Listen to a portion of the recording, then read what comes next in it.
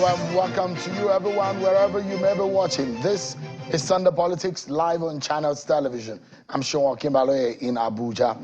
Now, let's get to it. It's 33 days to the 2023 elections. Just about a month, and Nigerians will be deciding who becomes the next president and members of the National Assembly. So you go get your PVCs, the window, see about a week now before it finally closes. So get your PVC and let your voice count. My first guest tonight on the program is the governor of Kogi State, Governor Yahaya Bello. There are reports today that he has dumped the Tinubu presidential campaign, but the APC in Kogi State has since denied that story. But as you know, in politics, there is no smoke without fire. The governor has also been criticized in the state by the opposition for activities they say are tending towards stifling the operation and the expressions of free operations of their campaign and democratic expressions. In fact, the issues surrounding the query sent out to a traditional ruler is generating controversies.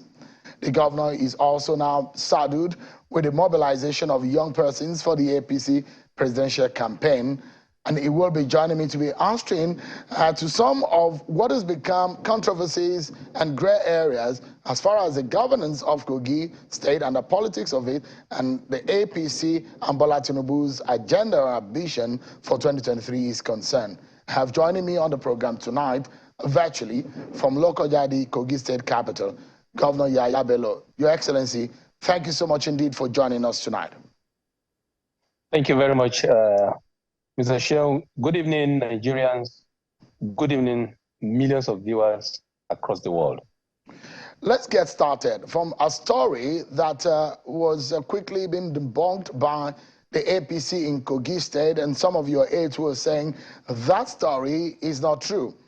But, I mean, like I mentioned in the introduction, that in politics, there is no smoke without fire. Even nature also lay credence to that fact. There is something going wrong. That story couldn't have made the headlines if something was not wrong.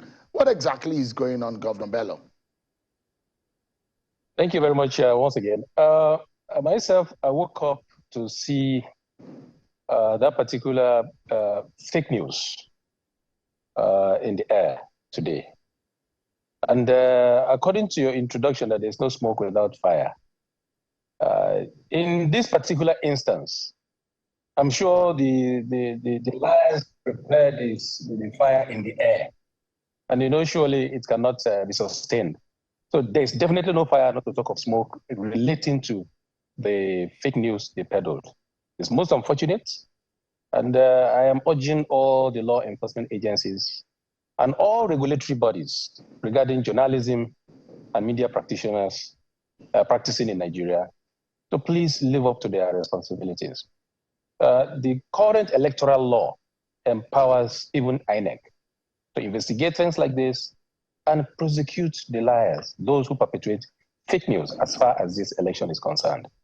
And let me further reassure millions of Nigerian youths and Nigerians and our followers and supporters within the country and across the world that I remain very supportive, ardent supporter, mobilizer, campaigner, and driver of votes for our leader and the president in the waiting, Asiwaju Bola Ahmed Tinubu, the flag bearer of our great party, the All Progressives Congress, and my own brother, His Excellency, Senator Kashim Shettima.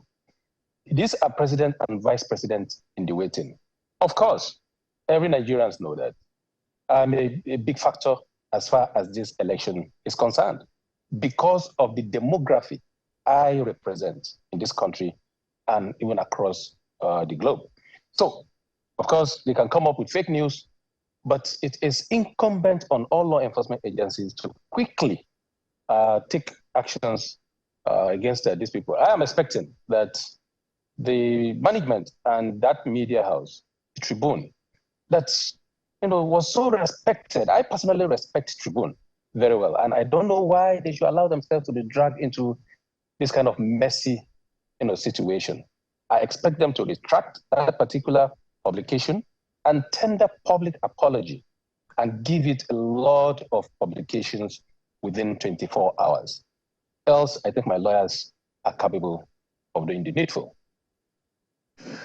So there are a few issues here and there because now there is on one hand that there are a few youth-oriented programs in the party which, according to some sources in your party, say you neither give your blessing nor even endorse those programs that are aimed at mobilizing youth for the campaign or for your candidate, suggesting that you are really not working with the other youth tendencies or groups in the party.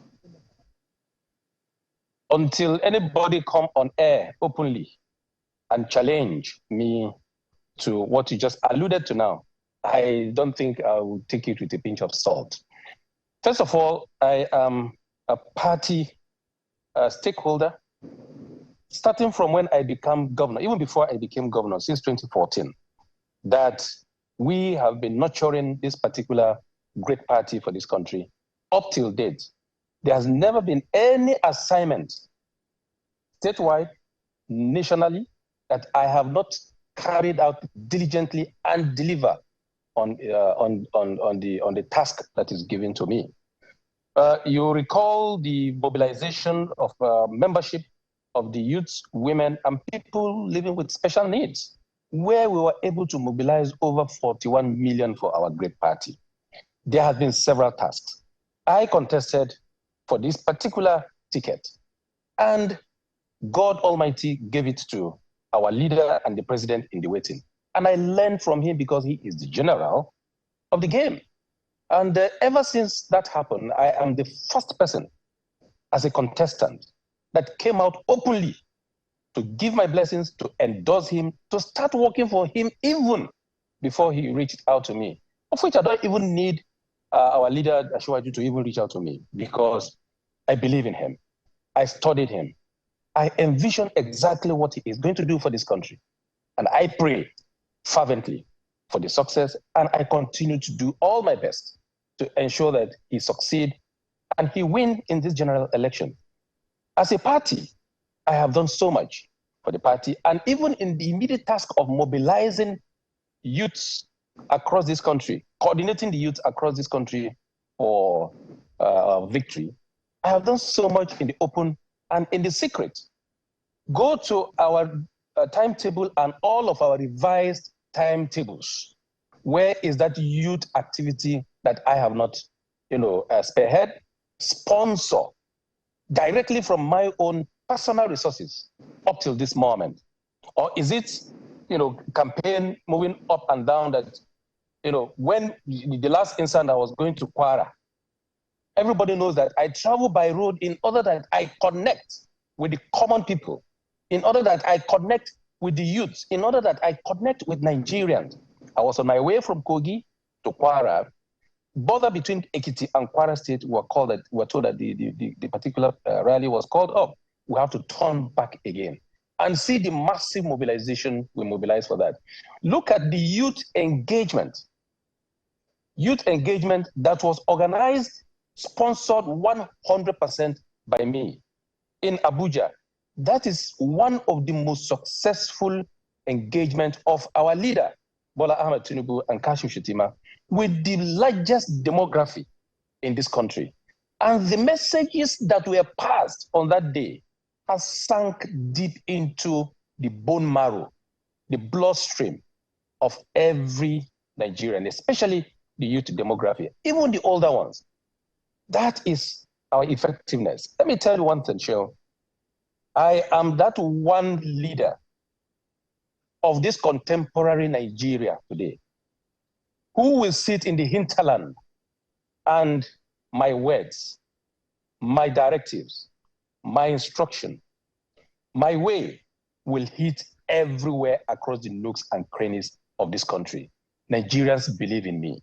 Nigerians believe me because they know me for my strength of character, They know me that whatever I believe in and wherever I stand, I am firmly on the ground and I will deliver. That is exactly who I am. They know me very well that even in Kogi State here, when we assumed office, we converted the Kogi State from PDP to APC 100% in Kogi State. That is the effectiveness and the efficacy of my leadership and administration.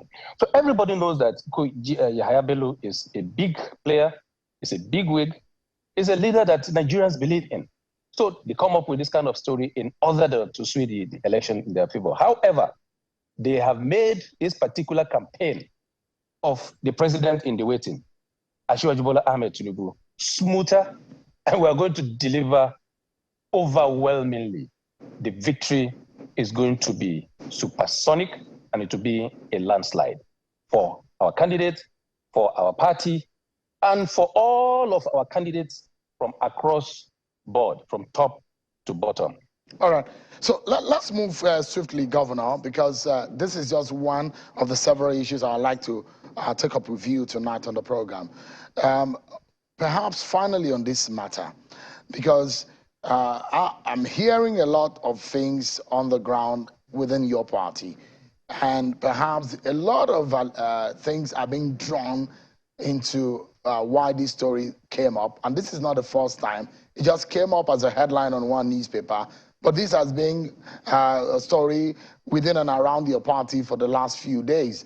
Now, could it be that your political rivalry with Honorable Faleke, which goes back to almost over 7 years, is still subsisting as that political rivalry, because he is the secretary of the campaign organization?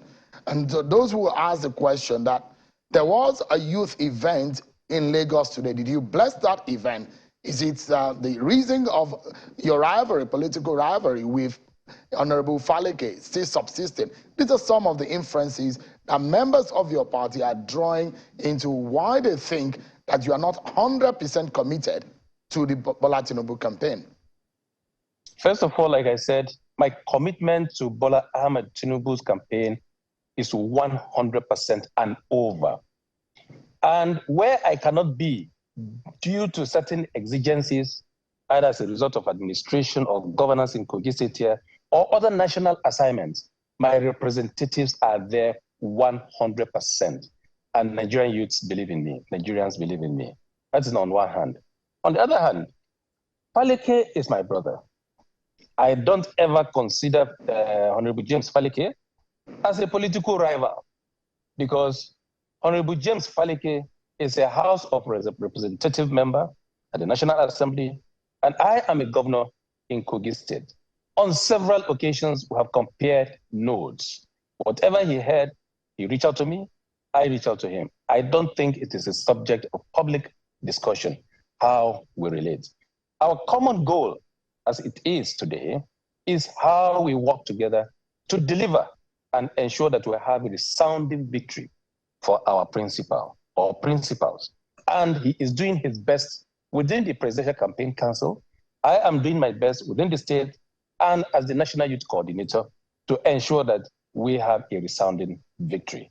So please, I want to urge the public that myself and James Faleke, we are brothers. I consider him as a brother. I consider him as an integral part of this particular movement towards the greatness of this country. And we will continue to work together to ensure that we have secured the victory and this country becomes great. Not only him, himself, his supporters, my supporters, and all of our people together. We are strongly together and we're working harmoniously. And by extension, let me tell you, me today as a governor from the north and all other northern governors, we are committed 100% to ensuring that we record a resounding victory. All of us from the north, we keep fidelity. We keep our promises and we don't deceive. That is why you see this massive movement from across the country for our party. And I can assure you, let Nigerians just keep their dancing shoe and prepare for the victory as we have been declared in the next general elections by the grace of God. I wanted to move as fast as possible, but this matter, I know that there has been some agitation from the senatorial district where Honorable Faleke comes from when he was the running mate to the late Audu. And that agitation is still ongoing. They believe that they've not had a good shot in leading the state. And I mean, since you said you've been working with him, is Honorable James Faleke part of your plan when you leave office to consider, since he has an agenda or an ambition to become Kogi State Governor? Have you had that conversation? Is it part of your agenda? Have you ever considered him? Honorable James Faleke is a House of Representative member from Lagos, representing the good people that he is representing in Lagos. Here in Kogi State, politics is that of interest. Everybody has his own interest. But let me tell you one thing. Power is not served a la carte. In Kogi State here, we have changed the dynamics completely. We don't care where you come from. We don't care about your religion. What is important is who can serve. And beside all of this, what we have at hand right now is our presidential campaign execution, is our election to be executed to ensure that our principal win. Kogi State's governorship election is still, way ahead, sometimes in November, possibly, by the grace of God. So it is not coming anytime soon. So why the agitation? I don't think there's any need for anybody to agitate. When we get to the bridge, we shall cross it. Another issue within Kogi is this, and the opposition in Kogi State, especially the People's Democratic Party, they're not happy with you. In fact, some of the words they've used to describe your reign is that of autocracy. They say, and they've criticized you, that you are autocratic, that you wouldn't allow opposition to thrive in Kogi State. Why so? I'll be an autocratic to a past administrations or that particular political party that ruined our state. Thank God, on 29th of December, 2022, President Muhammadu Buhari, GCFR, visited Kogi State and commissioned 8 projects within 1 day. So why should they be happy with me for that? Having peddled so much lies, falsehood within the media space and across the country, that I am doing nothing. So for them to see that is a shock. They can't be happy for that. Or is it the security? What they breeded, thuggery, armed robbery, ISWAP, Boko Haram, kidnapping, and what have you, all forms of crime that they bred. And I came and put a stop to it. How can they be happy? For not allowing them to steal again, how can they be happy? For not sharing the resources, the common resources of the state to work for the entirety of the people, how can they be happy?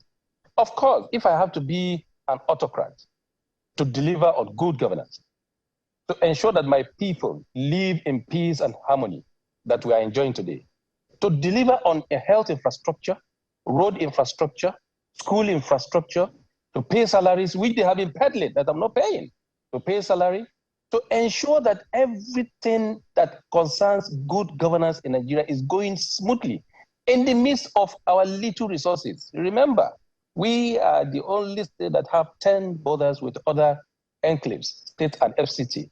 And for us to maintain cordial relationship with all of our people, how can they be happy? How can they be happy if over how many years they cannot secure our oil well and Kogi State becoming an oil producing state? And we get it done this time around. How can they be happy? How can they be happy when we have border crisis with other states? And under my watch, under my administration, we are having wonderful relationship with all other states across this country. How can they be happy? How can they be happy when Kogi State was never known in the Nigeria politics or map before? But today, you mentioned Kogi State, you know that that is a state to reckon with. How can they be happy?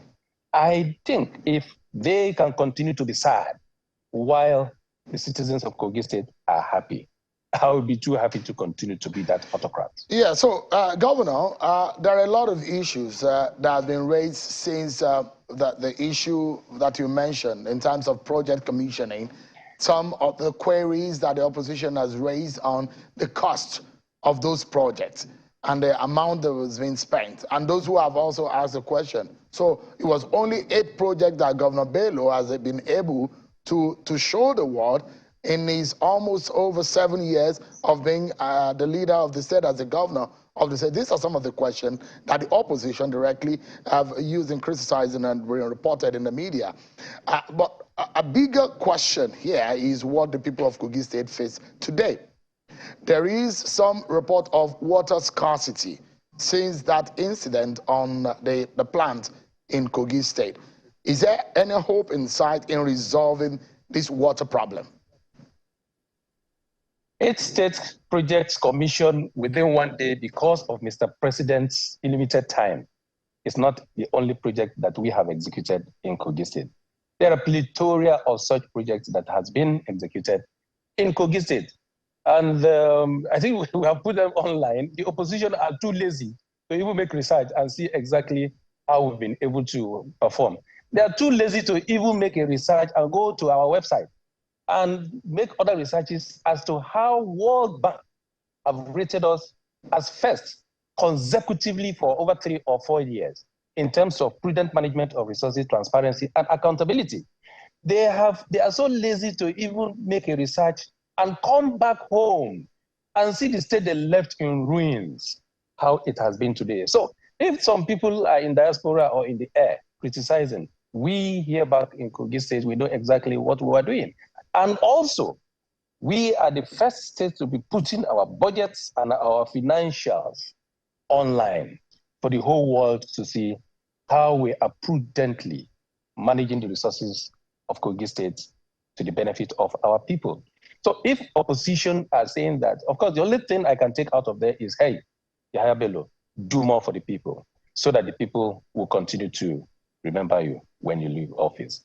So as for the water project, yes, that particular flood did a very great harm, not only to our water infrastructure in Lokoja here, but some other infrastructures, which, of course, you know that the resources are scarce. We're doing our best to ensure that we restore water back to the metropolis, and palliatives are ongoing, given to our people. And I urge the residents of Lokoja to be more patient.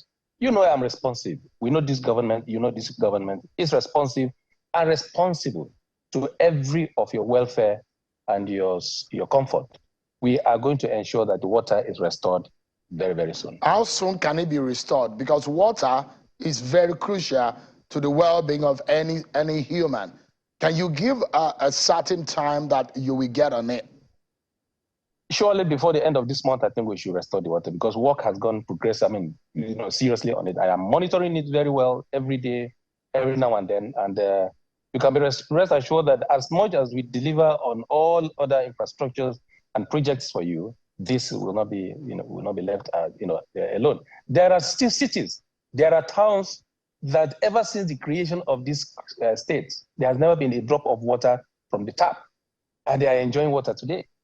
So here will not be an exception. So I asked the question about the projects. And so, because, I mean, the essence of government is not only to deliver projects, is the general welfare interest of the people. So the cost of the political economics of the projects are very critical.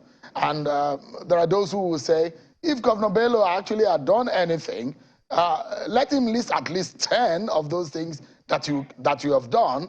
And can you also tell Nigerians tonight that those projects that are being executed, the major ones, they are done within the confines of globally acceptable cost of implementing these projects, as against the criticism that you spent way beyond what is necessary to be spent on some of these projects? Let me just give you 2 examples, and I will leave the rest to the lazy ones to go and make their research.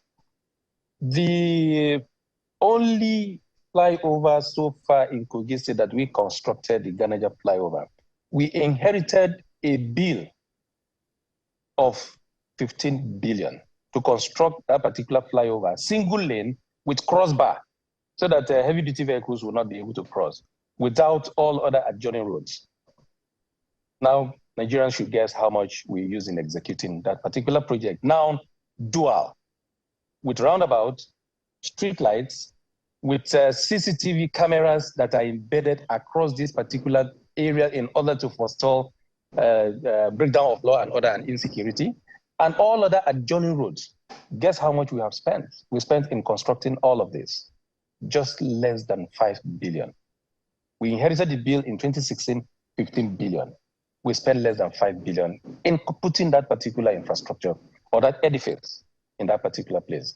So now compare that particular, people should come and visit. Those in diaspora who has never visited Kogi State, ever since we confined them to political dustbin, they should come back and come and evaluate and look at that particular project, look at the quality, and go online and verify. These particular costs are contained in our financials. Like I said, how will I give you the luxury of teaching you when you could even go and make your research?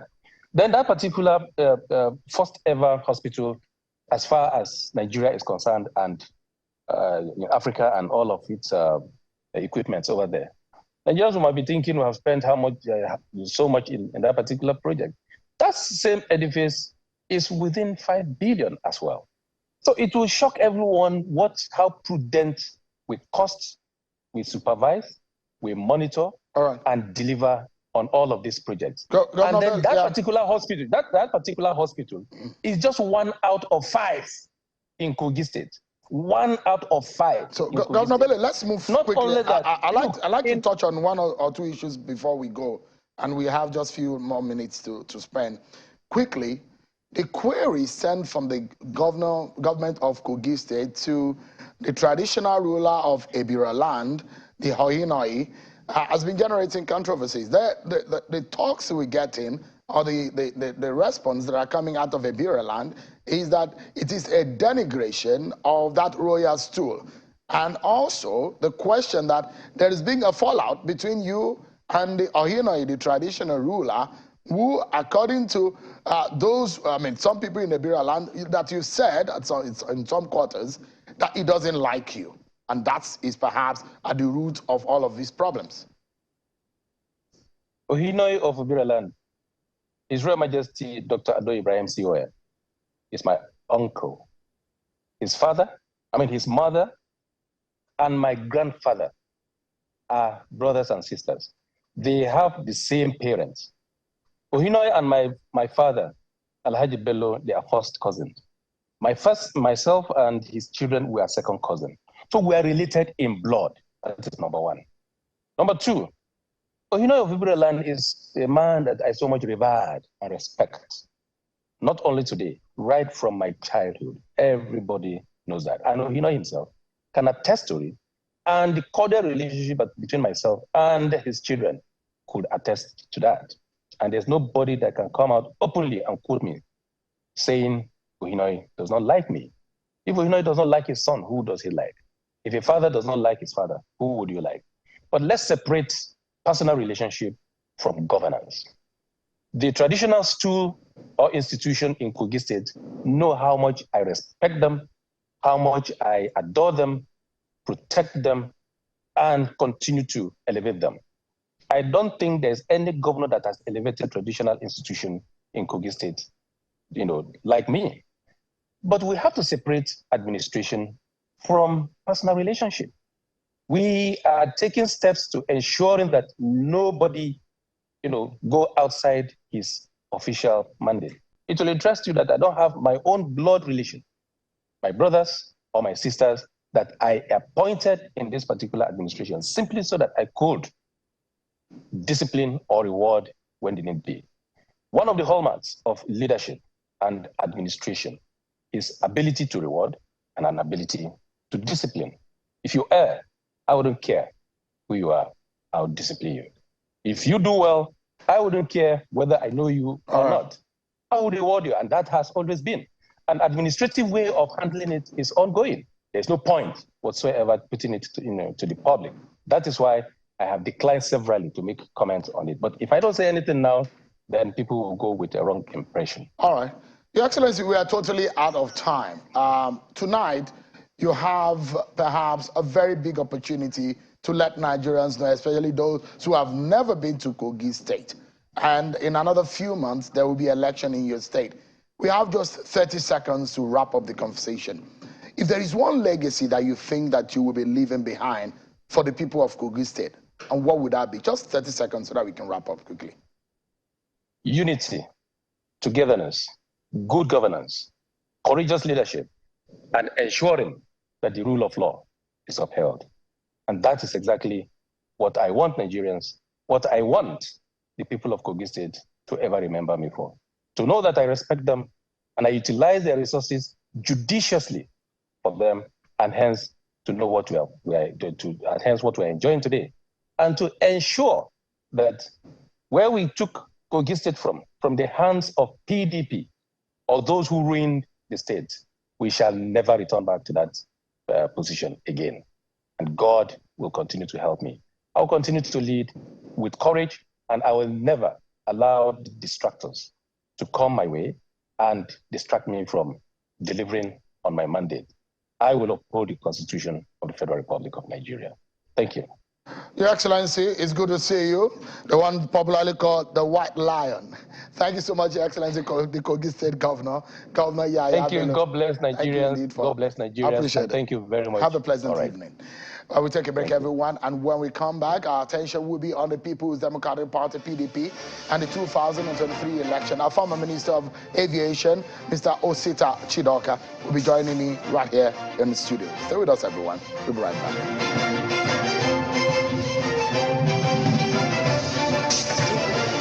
Everyone for staying with us. Things are heating up and really intensely. The rivalry between the PDP and the APC is getting rough and dirty.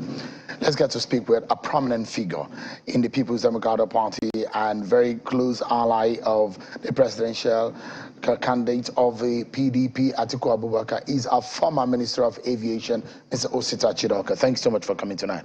Thank you very much. I saw pictures of you and your presidential candidate in the UK, and there are a lot of people who think that it was there for some other reasons. And the question is, what are the benefits of those kind of trip, and are these kind of endorsement that it could get, considering the kind of criticism that your party is getting internally, which I will bring up in the course of the conversation, whether or not your party still has a chance in this race to win it? Well, first I will say that the election has been won and lost. As far as we are concerned. Who is winning? Or who has won it? Atiku Abubakar has won the election, and it's just a matter of time when we get to the February 25th, the country will say, because the election has to go to one, superior organization, two, the national demography and voting pattern, and three, that candidate that is able to mop up votes across the country. So it's not going to be an election that is going to be a tough race. I'm not saying it's a walk in the park, but you know, I've been sitting back in the back and we've been looking at it, and we are certain that we have many things going for Atiku Abubakar. One is his resilience has come forth to pay. Yeah, you know, it's not easy for somebody to be that resilient. You know, if I would love to be like Atiku Abubakar. I would love not to give up. He tried 3 times to be governor before he became governor. And when he became, from there, he went on to vice president. And since vice president, he's been trying to be president, and he has not given up on that dream. It is something important for any human being, not to give up on your dream. Your dreams are valid, so you need to fight for it. And he's fighting for it.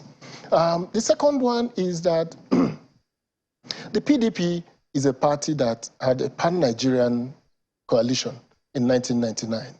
And went through 2003, we lost a certain segment of the north, and we got the southwest added to the PDP at that time.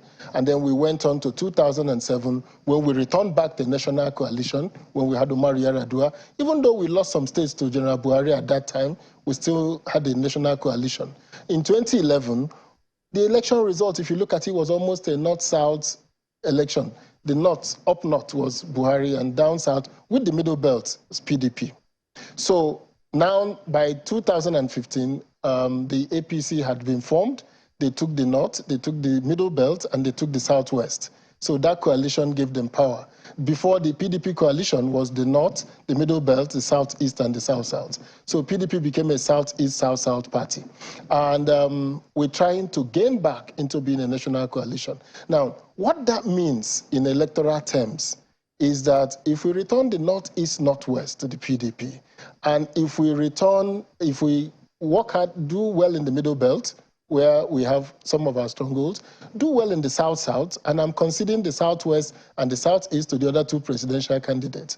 Now, every time a Southerner has won the presidency, the Southerner will win from Lagos to Calabar.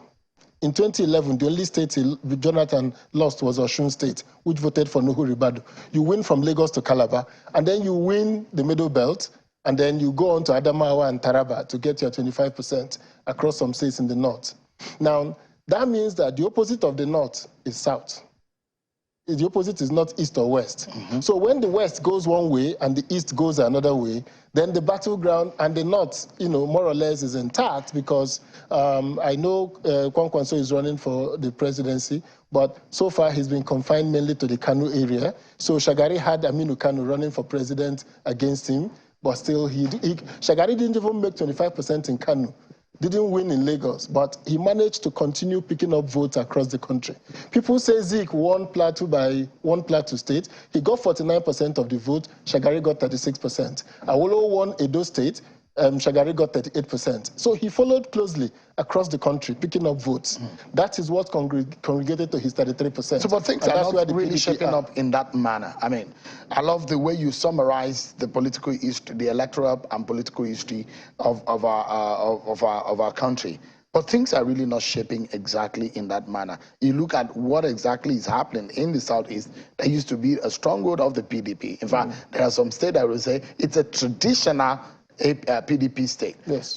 You are from Anambra State, for example. Yes. I'm not certain PDP can boast of winning Anambra State as it stands right now. Yes, but it doesn't matter. If you go to Ebonyi and Imo State are being governed by APC governors, it then means that PDP cannot boast of winning outrightly in those states also. There are only 5 states in the southeast of the region. It looks to me that that region, PDP seems to have lost steam. In the south-south, you don't have the support of a governor like Nyesom Wike. And you've analyzed in the northwest and the northeast, you have 7 + 6, you have 13 states right there. Before now, Atiku Abubakar lost the election with about little above 2 million votes. But those things 3 million plus. Yeah, those things are changing. So the narrative and that analysis seem to have changed for 2023. We used to have a 2-horse race. This is a 4-horse race. You missed a point. That Buhari has always been president without the Southeast and the South-South. True. So it doesn't.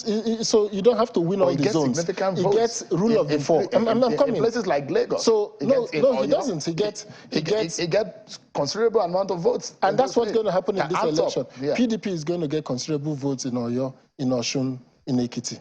We're going to get considerable votes in Anambra, Imo, Abia. We're going to come second. Tinubu is not going to come second in Imo, Abia, Enugu. APC is not going to happen. We're going to be first and second, even in the Niger Delta, in Delta, Akwa Ibom, in Bayelsa, in Cross River, we're going to be PDP. So what I'm telling you in effect is that the only thing that will change, and that is a significant sea change, is who is able to do well in the Northwest and in the Northeast. In the Northwest, the APC is a strong party in the Northwest, but they've delivered violence to the Northwest. They've delivered banditry to the Northwest. They've delivered hunger to the Northwest. They've delivered, no more famine in the Northwest. They've created a problem that there is ethnic warfare going on in the Northwest. The president's convoy couldn't get to Katsina. So the Northwest is not open. The problem is that what needs to happen is that the APC is still talking about this presidency by virtue of the fact that they have a strong party infrastructure and they are in power. But if they were not in power, I don't see how they could win any votes in any part of Nigeria, because they have significantly degraded the capacity of Nigeria as a nation. They have degraded our unity in diversity. They've degraded our economy. So what is going to happen is that it will be a shock if anybody in the right thinking mind says that those places where banditry is now the order of the day will still go back and vote. Do you see this election between your candidate and who? and APC. You think that the race, Peter Obi, you don't see Peter Obi in this race? Peter Obi is a disruptor and a significant player in the election. But you see, the problem is that, let me take something like the youth vote. There are 37 million people between the ages of 18 and 35. Yeah. 1835. There are 37 million people. Of these 37 million people, 9 million of them are in the Northwest. 26%. So there's no national youth movement. 4.1 million of them are in the Southeast. 11%, which mirrors the total voting structure in the country. And you don't think that, that Peter Obi can sway those votes? So I don't think so. I don't think so. Yeah. Because you see, the issues before the youths in the South and the youths in the North are different. So when we're talking about NSAS, nobody in the North moved because that's not a problem for them. And I mean, your party just suspended someone like Senator Chimaroke Namani and suspended a long list of members of the PDP in Ekiti State. Now, Governor Wike had said he dares the party to suspend any of them who are in the G5. And it does look to me that, in fact, there are talks about where the G5 governors are going to tilt to in terms of the presidential election. They have asked their followers to vote in a certain direction, in some other elections. In the presidency, there are those who are working with them who say this is likely where they are going to, which does not look like they are going to support Atiku Abubakar. 5 states that PDP controls and is looking at it slipping out of your hands. Are you still thinking that your permutation still works? It works because it's going to be voting. 3 of the governors are senatorial candidates on that day that Atiku Abubakar is running for president. So think about it. So you take going to, out of the 10 highest voting states, yes, you have Rivers and Oyo State. Yes. And they are part of the G5 states. And you can see that on the day Atiku Abubakar was at Oyo State, all the candidates of the PDP, senatorial, House of Rep, House of Assembly were there. Because their destiny is tied around that day of election. We're in the same ship. Our boat moves, will rise or sink together. Have you heard about PDP for Peter Obi? These are members of your party who say they are not supporting Atiku Abubakar. They say they're supporting Peter Obi. Yet they remain members of the PDP. Oh, yes, because you see, that's what I'm saying. So that's the challenge we have in Igbo land. And I will explain that for a minute before I come back to the G5.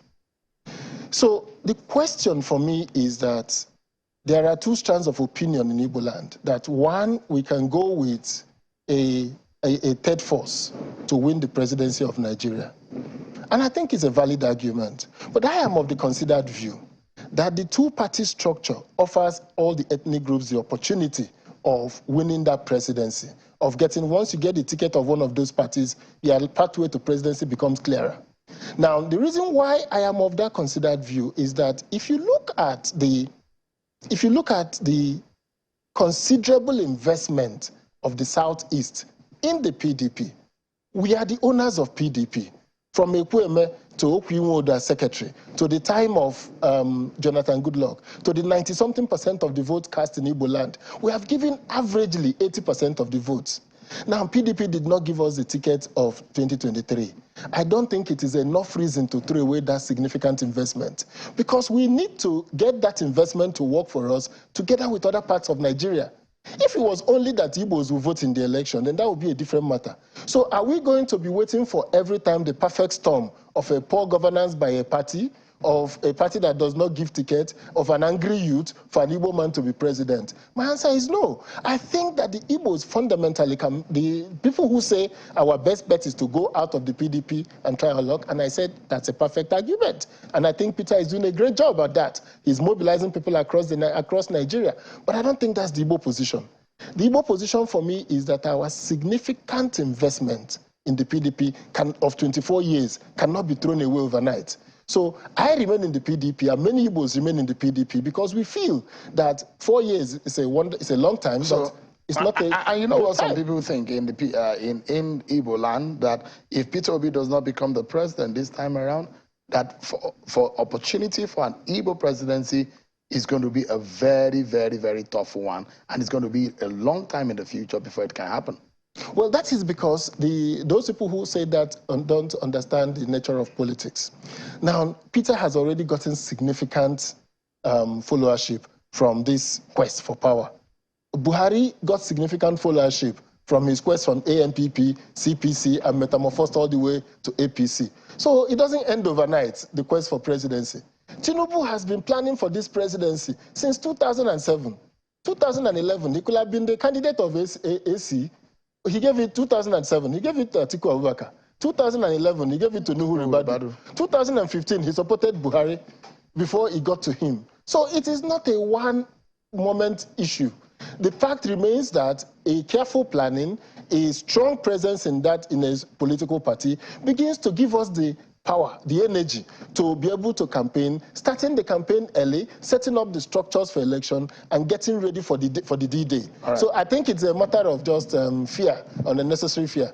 The Igbo presidency is just about the corner. Once an Igbo man is capable of winning, of holding on strong in a party and controlling the levers of that party, and it's going to happen soon. Where we will anchor tonight and quickly is on the back and forth between the PDP and the APC. Today there was a press statement or press conference. PDP saying that some agencies of government should prosecute the candidate of the APC, Bola Tinubu. The APC had also, in fact, gone to court, dragging your principal to court to say you should answer for the allegation of Atiku Gate and the SPV. How does your party or your candidate explain to Nigerians over those tapes that are surfaced online?